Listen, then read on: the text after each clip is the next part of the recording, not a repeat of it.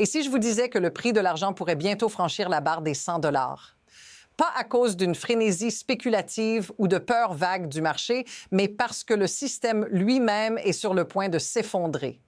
En ce moment, alors que le reste du monde est distrait, un élément crucial de l'infrastructure financière mondiale est en train de sombrer et cela va entraîner l'argent avec lui.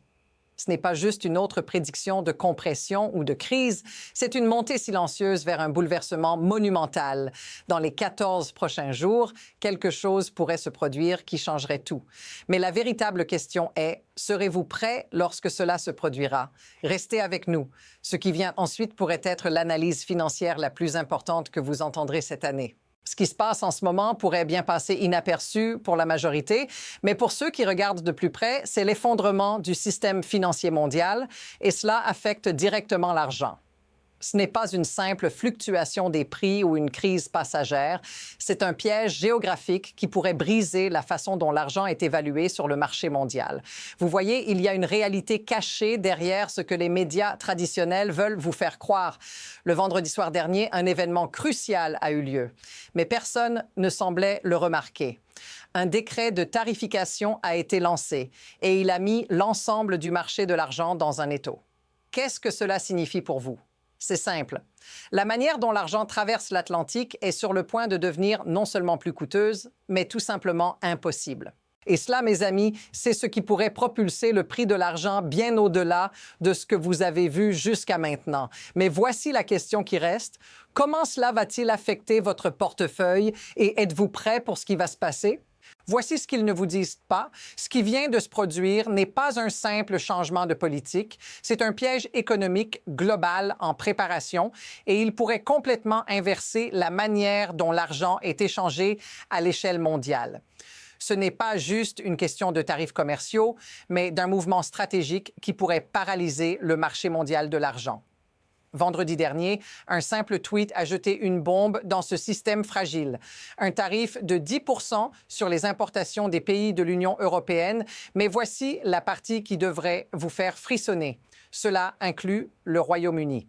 Le pays où se trouve le LBMA, le centre névralgique des échanges d'argent dans le monde, ce n'est pas seulement une hausse de coûts, c'est un blocage. Imaginez un instant que vous soyez un des plus grands acteurs de la scène mondiale de l'argent et que vous découvriez du jour au lendemain que vous ne pouvez plus échanger ou déplacer votre stock d'argent sans en payer le double, voire plus. Le résultat? Le marché de l'argent se transforme en une bombe à retardement. Et ce n'est qu'un début. L'histoire que nous racontons ici ne fait que commencer et vous devez savoir ce qui va suivre. Le plus grand bouleversement du marché de l'argent est sur le point d'arriver et il pourrait vous prendre de court si vous n'êtes pas attentif à chaque étape. Voyez-vous, ce qui est en jeu ici, c'est bien plus que de simples hausses de prix. C'est un mécanisme de marché qui est en train de se fracturer sous nos yeux. Un exemple de ce qui est sur le point de se produire, imaginez qu'1 million d'onces d'argent soit envoyé de New York à Londres pour couvrir un manque, mais que ce même métal ne puisse jamais revenir aux États-Unis sans subir une perte énorme. Ce simple fait, une taxe de 10 % qui deviendrait 25 % va créer un gouffre. Ce qui va suivre, une situation où le prix de l'argent aux États-Unis ne pourra plus jamais être égal à celui de Londres sans causer une rupture totale des marchés. Londres va souffrir d'une pénurie d'argent physique. L'un des plus grands acteurs du marché mondial se retrouvera sans ressources. Et c'est là que le marché deviendra totalement incontrôlable. Car quand les deux marchés, celui de Londres et de New York, sont séparés de cette façon, l'arbitrage traditionnel ne fonctionne plus. Le résultat? Une montée inévitable du prix de l'argent jusqu'à des niveaux que nous n'avons jamais imaginés, tout simplement à cause de l'incapacité de déplacer le métal.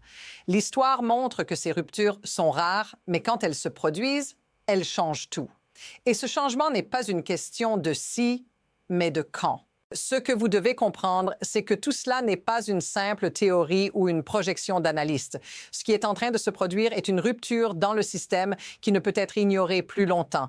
La réalité sous-jacente est que les marchés traditionnels ne peuvent plus ajuster le prix de l'argent comme ils l'ont toujours fait. Leurs outils sont obsolètes face à un problème aussi fondamental que celui-ci. Quand un produit physique comme l'argent ne peut plus être déplacé ou échangé entre les marchés sans frais prohibitifs, spéculatif, cela détruit la logique même de l'arbitrage. Prenons un instant pour considérer les implications pour le marché global. Si les prix de l'argent à Londres et à New York commencent à diverger de manière significative, la structure même du marché commence à s'effondrer. Un prix bloqué aux États-Unis et un autre beaucoup plus élevé en Europe créeront un écart qui ne pourra plus être comblé. Cela signifie que l'argent physique pourrait se retrouver à des prix que nous n'avons jamais vus, tout simplement à cause de l'incapacité de déplacer le métal. L'histoire montre que ces ruptures sont rares, mais quand elles se produisent, elles changent tout. Et ce changement n'est pas une question de si, mais de quand. Là où ça devient vraiment intéressant, c'est que les banques bullion se retrouvent maintenant face à un dilemme. Elles ont perdu leur levier géographique, celui qui leur permettait de contrôler les flux d'argent entre les marchés. Ce qui semblait être une solution temporaire pour elles est devenu un véritable piège et elles n'ont aucune échappatoire viable.